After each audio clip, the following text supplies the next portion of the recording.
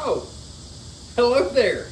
Hey, if you hadn't subscribed yet and you're getting value from this channel, hit that button. Today, we are gonna talk about strategies and maximizing your short-term rentals. Here we go.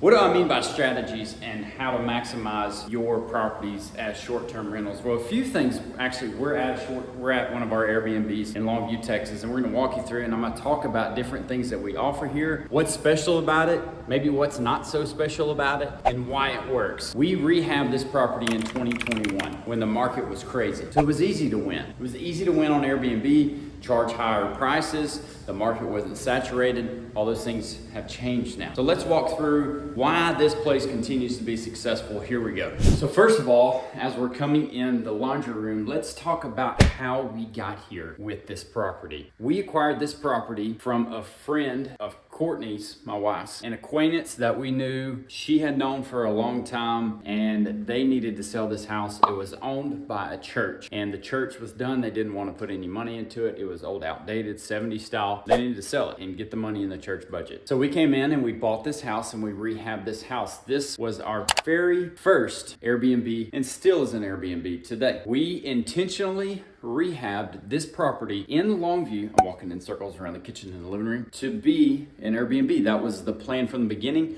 We did not have any Airbnbs at that point, and up until that point we had done a few flips, maybe 4, 5. Okay, so we're new and we're willing to take risks. We've always been doing that. We've always been open to taking risks. At that time in Longview, there was only about 7 to 10 operating houses as Airbnb. So we didn't know, there wasn't a ton of data out there, but what our thought is, hey, it's worth a risk, and we know for what we're getting it for. We bought this house for, I think, $110,000, and we put about $40,000 into it for the rehab. And so we knew that what we were getting this house for, that we could cash flow it if the Airbnb didn't work. So we could cash flow it as a long-term rental. This house would rent for $2,000 to $2,200 a month in the state that it's in right now as a long-term rental. So let's just run through the numbers real quick. I've got my handy dandy notebook here, and I just ran all the numbers just for you guys so I wouldn't be lying to you. So these are really accurate. Okay, so we went back 12 months. I went back 12 months and looked at the data. I wanted to look at our expenses and I wanted to look at our revenue. Okay, so here we go. You know what we spent on the house and what we took to rehab it. That note per month is $850 a month. Taxes are $370 a month. That's too much. Oh my gosh.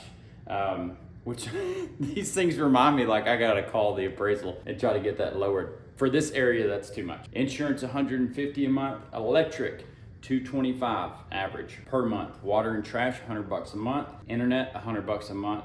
And then lawn care, $200 a month. That totals $1,995 a month. We're gonna round that up to $2,000. Now let's look at the revenue. Going back 12 months, towards the end of July right now, I pulled all the way back to August 1st, 2022. The average monthly revenue from Airbnb short-term rentals for this property, $3,800. So $3,800 a month. We probably had a few private rentals in there, and so we're gonna bump that average to $4,000 a month. Okay, so $4,000 a month. That means we had some good months. We had some really good months here. 1 or 2 $5,000 a month, and then we had 1 or 2 $2,000 to $2,500 a month. But overall, the average was good. Now going back, I talked to you guys and said, hey, when we rehabbed this house in 2021, it was super easy to dominate on Airbnb. That $4,000 average for half of 2021 and half of 2022 was probably 45 to 47, and we didn't really have to try that hard. So of that $4,000 a month, that's what Airbnb puts in our account.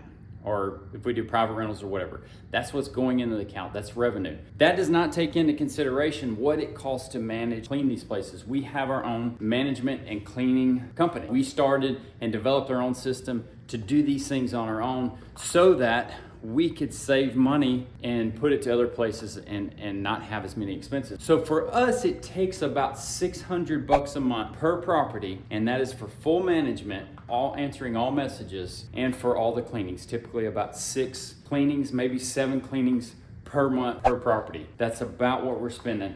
So at the end of the day, we spent $2,000 in expenses plus the $600 for the management and cleaning. So we're at 2,600, and let's just go ahead and throw in there 200 bucks a month just for miscellaneous stuff that breaks, that we have to fix, those kind of things. Okay, so that puts us at $2,800 a month for our expenses, and our total revenue coming in was $4,000 a month. I lie walking in circles. That leaves us with $1,200 a month cash flow. Stay tuned to the next video. Why this place cash flows. We're gonna walk through. You've seen some of it already, okay? It's not super special. It works for our area and it works for our town. We're gonna go through that in the next video. Hey, we appreciate you being here. Remember, love God, love others, and let your work reflect that. We'll catch you on the next one.